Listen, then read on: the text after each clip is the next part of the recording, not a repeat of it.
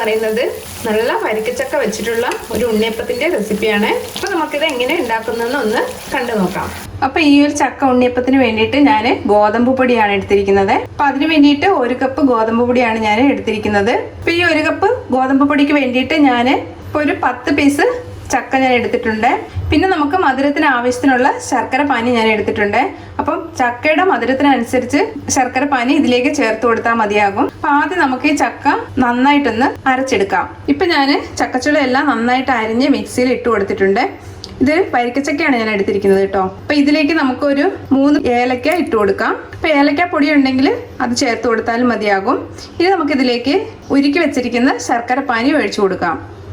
അപ്പോൾ കുറേശ്ശെ ഒഴിച്ചിട്ട് നമുക്കിത് അരച്ചെടുത്താൽ മതി. മധുരവും നിങ്ങളുടെ ഇഷ്ടത്തിനനുസരിച്ച് കൂട്ടുകയോ കുറയ്ക്കുകയോ ചെയ്യാം. ഇപ്പം ചക്ക നല്ല മധുരം ആയതുകൊണ്ട് അതിനനുസരിച്ചുള്ള ശർക്കരപ്പാനി ചേർത്ത് കൊടുത്താൽ മതി. അപ്പോൾ ഇത് നന്നായിട്ടൊന്ന് അരച്ചെടുത്തിട്ട് വരാം. ഇപ്പം ചക്ക ഞാൻ അരച്ചെടുത്തിട്ട് വന്നിട്ടുണ്ട്. നന്നായിട്ട് അരയണം.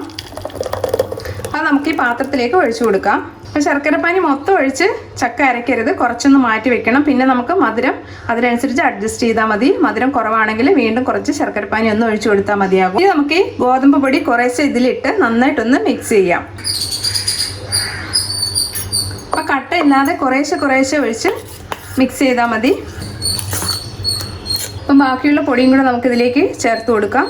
മാവ് മൊത്തം ഞാൻ ഇതിലേക്ക് ഇട്ട് കൊടുത്തിട്ടുണ്ട്. നമുക്ക് കുറച്ച് ശർക്കരപ്പാനിയും കൂടി ഇതിലേക്ക് ഒഴിച്ചു കൊടുക്കാം. ഒന്നുകൂടെ നന്നായിട്ട് കട്ടയൊന്നും ഇല്ലാതെ മിക്സ് ചെയ്തെടുക്കുക. അപ്പോൾ ശർക്കര ഉരുക്കിയെടുക്കുമ്പോൾ കുറച്ച് വെള്ളം ഒന്ന് കൂട്ടി വെച്ചിട്ട് ഉരുക്കിയെടുക്കുക. അപ്പോഴാണ് നമുക്കിത് മിക്സ് ചെയ്യാൻ കറക്റ്റായിട്ട് കിട്ടുള്ളൂ. ഇപ്പോൾ മാവ് ഞാൻ നന്നായിട്ട് കലക്കി വെച്ചിട്ടുണ്ട്, കട്ടയൊന്നും ഇല്ലാതെ. ഇതിലേക്ക് നമുക്ക് കുറച്ച് ഉപ്പൊന്ന് ഇട്ട് കൊടുക്കാം. ഒരു 1/4 ടീസ്പൂൺ ഉപ്പ് മതിയാകും. ഇനി ഞാൻ ഇതിലേക്ക് ഒരു 1/2 ടീസ്പൂണോളം നല്ല ജീരകം വറുത്ത് പൊടിച്ച പൊടി ഇട്ട് കൊടുക്കുന്നുണ്ട്. പിന്നെ നിർബന്ധമൊന്നുമില്ല, ഇതിൻ്റെ ടേസ്റ്റ് ഇഷ്ടമുണ്ടെങ്കിൽ മാത്രം ഇട്ട് കൊടുത്താൽ മതിയാകും. നന്നായിട്ടൊന്ന് മിക്സ് ചെയ്ത് വെക്കാം. അപ്പോൾ ഈ ഒരു പാകത്തിന് മാവ് കലക്കിയാൽ മതിയാകും. അപ്പോൾ ജീരകത്തിൻ്റെ പൊടി ഇല്ലെങ്കിൽ നല്ല ജീരകം അങ്ങനെ കുറച്ച് ഇട്ട് കൊടുത്താലും മതി. ഇനി നമുക്കിതിലേക്ക് കുറച്ച് തേങ്ങ നെയ്യിലൊന്ന് വറുത്ത് ഇതിലേക്ക് ചേർത്ത് കൊടുക്കാം. അപ്പോൾ തേങ്ങ വറുക്കുന്നതിന് വേണ്ടിയിട്ട് ഞാനൊരു ചീനിച്ചട്ടി വെച്ചിട്ടുണ്ട്. ഇതിലേക്ക് നമുക്ക് കുറച്ച് നെയ്യ് ഒന്ന് ഒഴിച്ചു കൊടുക്കാം. ഇപ്പോൾ ഒരുപാടൊന്നും വേണ്ട, ഒരു 2 ടീസ്പൂൺ നെയ്യ് ഒഴിച്ചു കൊടുത്താൽ മതിയാകും. ഇനി നമുക്ക് ഇതിലേക്ക് കുറച്ച് തേങ്ങ ഇട്ട് ഒന്ന് വറുത്തെടുക്കാം. നിങ്ങൾ എടുക്കുന്ന മാവിനനുസരിച്ചുള്ള തേങ്ങ എടുക്കുക. ഇനി നമുക്കിതൊരു ബ്രൗൺ കളർ വരുന്നിടം വരേക്ക് ഇതൊന്ന് വറുത്തെടുക്കാം. അപ്പോൾ ഈ തേങ്ങ പീര വറുത്തെടുക്കുന്നതിന് പകരം നിങ്ങൾക്ക് തേങ്ങ കൊത്ത് വേണമെങ്കിലും നെയ്യിൽ വറുത്ത് ഇതിലേക്ക് ചേർത്ത് കൊടുക്കാം. അപ്പോൾ തേങ്ങ ഒന്ന് മൂത്ത് വന്നിട്ടുണ്ട്.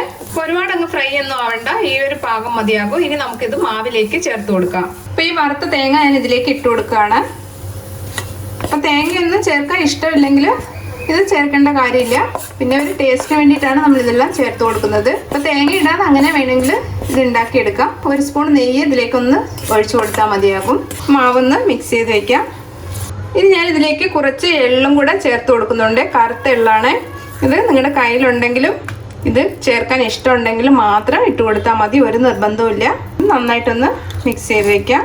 ഇപ്പം നമ്മുടെ ഉണ്ണിയപ്പത്തിൻ്റെ കൂട്ട് റെഡി ആയിട്ടുണ്ട്. ഇപ്പം ഇത് നിങ്ങൾക്ക് ഉടനെ ഉണ്ടാക്കണം എന്നുണ്ടെങ്കിൽ കുറച്ച് സോഡാപ്പൊടി ഇതിലേക്ക് ചേർത്ത് കൊടുത്ത് നിങ്ങൾക്ക് ഉടനെ വേണമെങ്കിൽ ഇത് ഉണ്ടാക്കിയെടുക്കാം. ഞാൻ ഇതിലേക്ക് സോഡാപ്പൊടി ഒന്നും തന്നെ ചേർക്കുന്നില്ല. അതുകൊണ്ട് ഞാനൊരു 4-5 മണിക്കൂർ ഇത് മാവ് റെസ്റ്റ് ചെയ്യാൻ വെച്ചതിന് ശേഷമാണ് ഈ ഉണ്ണിയപ്പം ഉണ്ടാക്കിയെടുക്കുന്നത്. അപ്പോൾ ഒരു 4-5 മണിക്കൂറിന് ശേഷം നമുക്കിത് ഉണ്ടാക്കിയെടുക്കാം. ഇപ്പം ഞാൻ ഉണ്ണിയപ്പത്തിന്റെ മാവ് കലക്കി വെച്ചിട്ട് ഒരു 5 മണിക്കൂർ ആയിട്ടുണ്ട്. ഇനി നമുക്കിതൊന്ന് ചുട്ടെടുക്കാം. ഇപ്പൊ ഞാൻ സ്റ്റൗവില് ഉണ്ണിയപ്പച്ചട്ടി വെച്ചിട്ടുണ്ട്. അതിലേക്ക് നമുക്ക് എണ്ണ ഒഴിച്ചു കൊടുക്കാം. എണ്ണ മൊത്തത്തിൽ ഒഴിക്കണ്ട, ഒരു 1/4 ഭാഗത്തോളം ഒഴിച്ചു കൊടുത്താൽ മതി. ഈ എണ്ണ ഒന്ന് ചൂടായതിനു ശേഷം നമുക്ക് മാവ് കോരി ഒഴിക്കാം. ഇപ്പൊ എണ്ണ നല്ലപോലെ ചൂടായി വന്നിട്ടുണ്ട്. ഇതിലേക്ക് നമുക്ക് മാവ് ഒഴിച്ചു കൊടുക്കാം. ഇപ്പൊ മാവ് ഒഴിക്കുന്നതിന് മുമ്പേ നന്നായിട്ട് ഒന്നുകൂടെ ഒന്ന് ഇളക്കി കൊടുക്കുക. ഈ കുഴി ഫുള്ള് ഒഴിക്കണ്ട, ഒരു 1/4 ഭാഗത്തോളം ഒഴിച്ചു കൊടുത്താൽ മതി.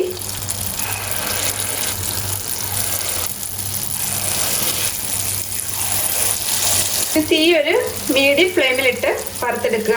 അപ്പോൾ ആദ്യം ഒഴിച്ചത് നമുക്കൊന്ന് മറിച്ചിട്ട് കൊടുക്കാം. അപ്പോൾ 1-2 വട്ടം ഒന്ന് തിരിച്ചും മറിച്ചും ഇട്ട് ഇത് ഫ്രൈ ചെയ്തെടുത്താൽ മതി. അപ്പോൾ ഇതിലേക്ക് ഞാൻ സോഡാപ്പൊടി ഒന്നും തന്നെ ചേർത്ത് കൊടുത്തിട്ടില്ല.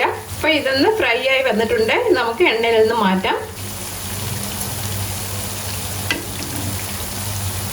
അപ്പോൾ നമ്മളുടെ ചക്ക ഉണ്ണിയപ്പം ആദ്യത്തെ ബാച്ച് റെഡി ആയിട്ടുണ്ട്. ഇതേപോലെ തന്നെ ബാക്കിയുള്ളത് നമുക്കൊന്ന് ചുട്ടെടുക്കാം. അപ്പോൾ ഈ ഉണ്ണിയപ്പത്തിൻ്റെ റെസിപ്പി ഇഷ്ടമായിട്ടുണ്ടെങ്കിൽ ഒന്ന് ലൈക്ക് ചെയ്യാനും ഷെയർ ചെയ്യാനും സബ്സ്ക്രൈബ് ചെയ്യാനും മറക്കല്ലേ.